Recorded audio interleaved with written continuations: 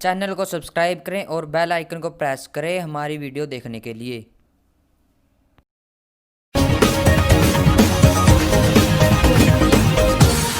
तो दोस्तों आज 30 मई 2020 शनिवार का दिन हो चुका है। तो आइए फटाफट से बात कर लेते हैं आज की ताजा बड़ी खबरों की और आज कुछ महत्वपूर्ण खबरों की।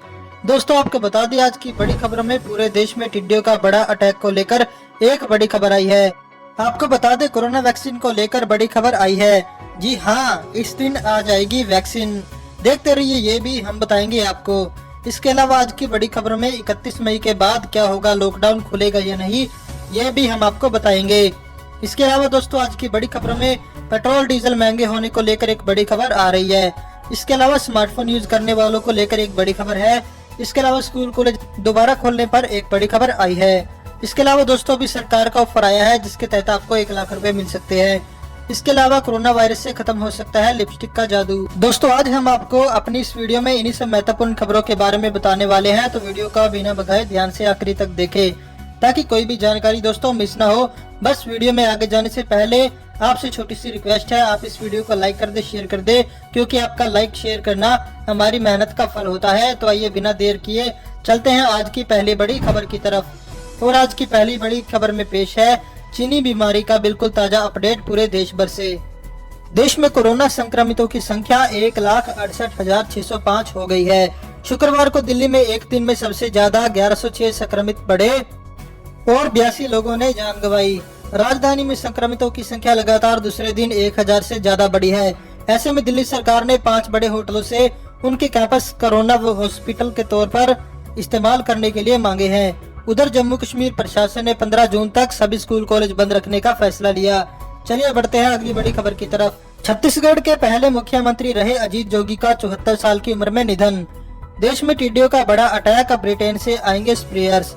31 मई के बाद क्या, शाह ने लॉकडाउन बढ़ाने पर मुख्यमंत्री की राय के बारे में मोदी को बताया। जानेंगे क्या होगा 31 मई के बाद, देखते रहिए। इसके बाद बता दें कि अगले महीने से महंगा हो जाएगा गाड़ी चलाना और खाना पकाना। दिल्ली एनसीआर में दाम बढ़ाने की तैयारी में आईजीएल। आर्थिक पैकेज की मदद से पटरी पर लौटेगी अर्थव्यवस्था, लेकिन मजदूरों की घर वापसी से पड़ेगा असर। इसके अलावा दोस्तों गूगल, माइक्रोसॉफ्ट, आरबीआई की चेतावनी, कोरोना के दौरान बढ़ रही है ऑनलाइन धोखाधड़ी, बरते सावधानी वरना खाली हो सकता है बैंक अकाउंट। 7 अक्टूबर तक आ सकती है कोरोना वायरस की दवा। फाइजर सीईओ ने कहा, हमारे पास इस बात के पर्याप्त सबूत। ममता बनर्जी का ऐलान, बंगाल में 1 जून से धार्मिक स्थान खुलेंगे, सरकारी और प्राइवेट ऑफिस में 100% स्टाफ आएगा। बीओआई समेत इन 2 सरकारी बैंकों को बड़ा झटका, आरबीआई ने लगाया 6 करोड़ रुपए से ज्यादा का जुर्माना। एशिया के मुकाबले अमेरिका और यूरोप में ज्यादा जानलेवा साबित क्यों हुआ कोरोना, आगे जानेंगे। असम में तेजी से पैर पसार रहा कोरोना, पिछले 4 साल में डबल हुए केस। पतंजलि आयुर्वेद ने जनता से मांगे 250 करोड़ रुपए, 3 मिनट में मिल गए। सोने की कीमत 130 रुपए बढ़कर 46,535 रुपए प्रति 10 ग्राम तक पहुंची। गुरुवार को भी बढ़ा था भाव। कोरोना वायरस से खत्म हो सकता है लिपस्टिक का जादू, मास्क की वजह से लिपस्टिक की सेल में आई गिरावट। काजल और आई शेड की खरीदारी में इजाफा। छत्तीसगढ़ के पहले मुख्यमंत्री रहे अजीत जोगी का 74 साल की उम्र में निधन। 20 दिन में तीसरी बार दिल का दौरा पड़ा था। छत्तीसगढ़ के पहले मुख्यमंत्री रहे अजीत जोगी का शुक्रवार को निधन हो गया। वे 74 साल के थे। 20 दिन में तीसरी बार दिल का दौरा पड़ने के बाद उनकी हालत गंभीर हो गई थी।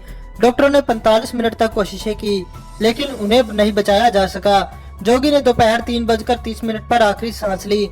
वे 2000 से 2003 के बीच छत्तीसगढ़ के मुख्यमंत्री रहे।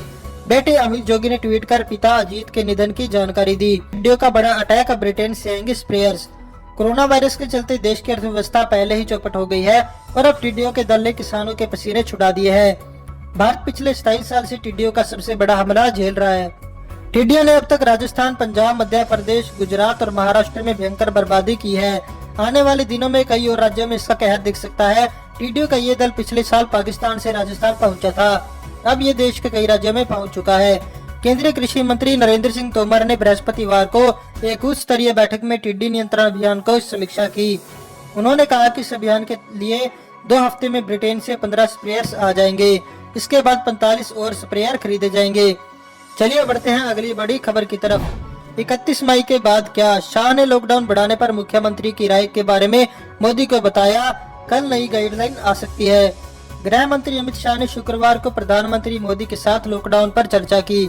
शाह ने इससे पहले सभी मुख्यमंत्रियों से लॉकडाउन बढ़ाने पर चर्चा की थी। शाह ने मुख्यमंत्रियों की राय प्रधानमंत्री के साथ साझा की। सरकार 31 मई को खत्म हो रहे लॉकडाउन को मौजूदा शर्तों के साथ ही 15 दिन तक बढ़ा सकती है। सूत्रों के मुताबिक कई राज्य इसे बढ़ाए जाने के पक्ष में है। गोवा के मुख्यमंत्री प्रमोद सावंत ने आज ही कहा है कि देश में कोरोना के मामले बढ़ रहे हैं, इन्हें रोकने के लिए लॉकडाउन बढ़ाने की जरूरत है। उन्होंने कहा कि हम गोवा में रेस्टोरेंट, होटल, मॉल और जिम को सोशल डिस्टेंसिंग के साथ खोलने की छूट मांगेंगे। चलिए जानते हैं अगली बड़ी खबर क्या है। अगले महीने से महंगा हो जाएगा गाड़ी चलाना और खाना पकाना। दिल्ली एनसीआर में दाम बढ़ाने की तैयारी में आईजीएल। दिल्ली एनसीआर को महंगाई का झटका लगने वाला है। अगले महीने से दिल्ली एनसीआर में रहने वालों को सीएनजी पीएनजी के लिए ज्यादा जेब ढीली करनी पड़ेगी। सूत्रों से खबर मिल रही है कि लॉकडाउन से आर्थिक दबाव झेल रही आईजीएल ने सीएनजी पीएनजी की कीमतें बढ़ाने का फैसला कर लिया है। आईजीएल का कहना है कि अभी सीएनजी और पीएनजी की डिमांड 50% तक पहुंची है। डिमांड पटरी पर आने में 3 महीने का वक्त लगेगा। लॉकडाउन के बाद आईजीएल नई मार्केटिंग रणनीति अपनाएगी। सूत्रों के हवाले से मिली जानकारी के मुताबिक सेकंड हैंड कार बाजार के हिसाब से रणनीति तैयार हो रही है। सुरक्षा के लिहाज से सीएनजी रेट्रोफिट में तेजी का अनुमान है। इस पर चालू वित्त वर्ष में 1200 करोड़ का निवेश होगा। बात करेंगे आज की अगली बड़ी खबर की। आर्थिक पैकेज की मदद से पटरी पर लौटेगी अर्थव्यवस्था, लेकिन मजदूरों के घर वापसी से पड़ेगा असर। सरकार के 21 लाख करोड़ रुपए के आर्थिक पैकेज का प्रभाव तत्काल न होकर के मध्य से लेकर दीर्घ काल में दिखने की चर्चाओं के बीच वित्त मंत्रालय का विश्वास है कि पैकेज की घोषणा के बाद अब आर्थिक गतिविधियां धीरे धीरे जोर पकड़ेंगी और इसमें घरेलू निवेश को अच्छा समर्थन मिलेगा। मंत्रालय के सूत्रों ने यह संकेत दिया है। वित्त मंत्रालय को उम्मीद है कि बैंकों ने जिन 8 लाख करोड़ रुपए के कर्ज को मंजूरी दी है उसका वितरण जल्द शुरू होगा। इससे कारोबार तेज होने के साथ ही उदयोग निवेश के लिए आगे आएंगे और कर्ज का उठाव होगा। चलिए जानते हैं अगली बड़ी खबर को। गूगल, माइक्रोसॉफ्ट, आरबीआई की चेतावनी। कोरोना के दौरान बढ़ रही है ऑनलाइन धोखाधड़ी, बरते सावधानी वरना खाली हो सकता है बैंक अकाउंट। कोरोना संकट में ऑनलाइन चोरों की चांदी हो गई है, जिसके चलते साइबर क्राइम की घटनाओं में इजाफा हुआ है। कोरोना की वजह विश्व भर में फैली हुई चिंता का फायदा ऑनलाइन धोखाधड़ी करने वाले धोखेबाज उठा रहे हैं। इन बड़ी कंपनियों ने ऑनलाइन धोखाधड़ी से बचने की सलाह दी। अमेरिका में साल 2018 में अमेरिकी नागरिकों ने 427.71 अरब डॉलर समाज सेवा के लिए दान किए थे। ऑनलाइन चोर उनकी दान देने की इसी भावना का लाभ उठाने की फिराक में है। इसलिए गूगल, माइक्रोसॉफ्ट, अमेरिकी फेडरल और रिजर्व बैंक ने भी लोगों को ऑनलाइन धोखाधड़ी से बचने की सलाह दी। महाराष्ट्र टाइम्स में छपी खबर के मुताबिक नोटर्न संस्था ने लोगों से पैसे देने के पहले मदद मांगने वाली संस्था उस देश या राज्य में पंजीकृत है या नहीं, इसकी पड़ताल करने की सलाह दी है। चलिए बढ़ते हैं अगली बड़ी खबर की तरफ। अक्टूबर तक आ सकती है कोरोना वायरस की दवा। फाइजर सीईओ ने कहा, हमारे पास इस बात के पर्याप्त सबूत हैं। अमेरिका की बड़ी दवा कंपनी फाइजर के सीईओ अल्बर्ट बोर्ला ने टाइम्स ऑफ इजराइल के साथ बातचीत में कहा कि कोरोना वायरस महामारी के इलाज की दवा इस साल अक्टूबर तक तैयार हो सकती है। उन्होंने कहा, अगर चीजें ठीक से चली तो हमारे पास इस बात के पर्याप्त सबूत है कि इस साल अक्टूबर के अंत तक कोरोना वायरस की दवा होगी। फाइजर जर्मनी की कंपनी बायोनोटेक के साथ मिलकर यूरोप और अमेरिका में दवा बनाने पर काम कर रही है। कोरोना वायरस की दवा बनाने में जुटी एक और कंपनी ने भी भरोसा जताया है कि इस साल के अंत तक कोविड-19 की दवा बाजार में आ जाएगी। चलिए जानते हैं अगली बड़ी खबर में क्या है। ममता बनर्जी का ऐलान, बंगाल में 1 जून से धार्मिक स्थान खुलेंगे। सरकारी और प्राइवेट ऑफिस में 100% स्टाफ आएगा। पश्चिम बंगाल की मुख्यमंत्री ममता बनर्जी ने राज्य में 1 जून से पाबंदियों में ढील का ऐलान किया। ममता के मुताबिक राज्य में सभी धार्मिक स्थल 1 जून से खुल जाएंगे। उन्होंने कहा कि 1 जून से ही सभी सरकारी और प्राइवेट ऑफिसों में सभी कर्मचारी आएंगे। दूसरी तरफ गोवा के मुख्यमंत्री प्रमोद सावंत ने केंद्रीय गृह मंत्री अमित शाह से बातचीत के बाद कहा कि देश में लॉकडाउन 15 दिन बढ़ सकता है। शाह ने प्रधानमंत्री मोदी को मुख्यमंत्री से हुई बातचीत का ब्यौरा भी दिया है। आइए जानते हैं अगली बड़ी खबर में क्या है। बैंक ऑफ इंडिया समेत इन 2 सरकारी बैंकों को बड़ा झटका। आरबीआई ने लगाया 6 करोड़ रुपए से ज्यादा का जुर्माना। भारतीय रिजर्व बैंक ने कुछ प्रावधानों का अनुपालन नहीं करने के लिए सार्वजनिक क्षेत्र के बैंक ऑफ इंडिया पर 5 करोड़ रुपए का जुर्माना लगाया है। इनमें गैर निष्पादित आस्तियों से संबंधित प्रावधान भी शामिल है। इसके अलावा केंद्रीय बैंक ने एनपीए नियमों का अनुपालन करने में विफल रहने पर कर्नाटक बैंक पर भी 1.2 करोड़ रुपए का जुर्माना लगाया है। रिजर्व बैंक ने बृहस्पतिवार को बयान में कहा कि उसने केंद्रीय बैंक के निर्देशों के कुछ प्रावधानों का अनुपालन नहीं करने के लिए बैंक ऑफ इंडिया पर 5 करोड़ रुपए का जुर्माना लगाया है। ये आय मान्यता, संपत्ति वर्गीकरण और अग्रिम से संबंधित प्रावधान के तहत आते हैं। बात करेंगे आज की अगली बड़ी खबर की। एशिया के मुकाबले अमेरिका और यूरोप में ज्यादा जानलेवा साबित क्यों हुआ कोरोना, आइए जानते हैं। एशियाई देशों के मुकाबले अमेरिका और यूरोप में कोरोना वायरस के कारण मरने वालों की संख्या काफी ज्यादा है।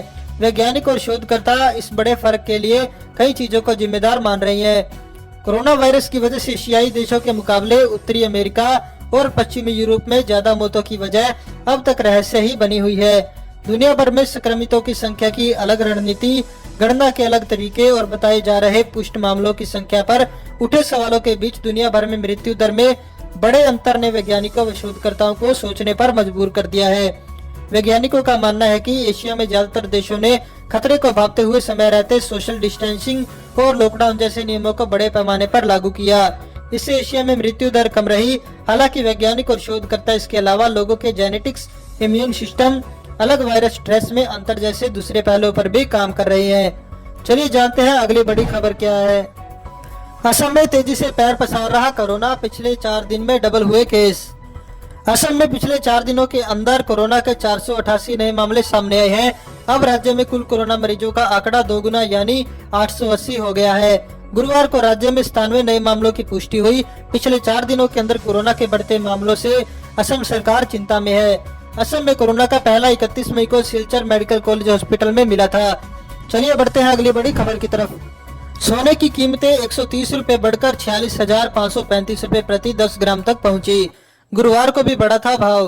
सोने की कीमतों में उतार चढ़ाव बना हुआ है। गिरती अर्थव्यवस्था के बीच निवेशकों का झुकाव सोने की तरफ हो गया है, जिसके चलते इसकी कीमतें बढ़ रही हैं। शुक्रवार को वायदा कारोबार में सोने का भाव 130 रुपए बढ़कर 46,535 रुपए प्रति 10 ग्राम हो गया।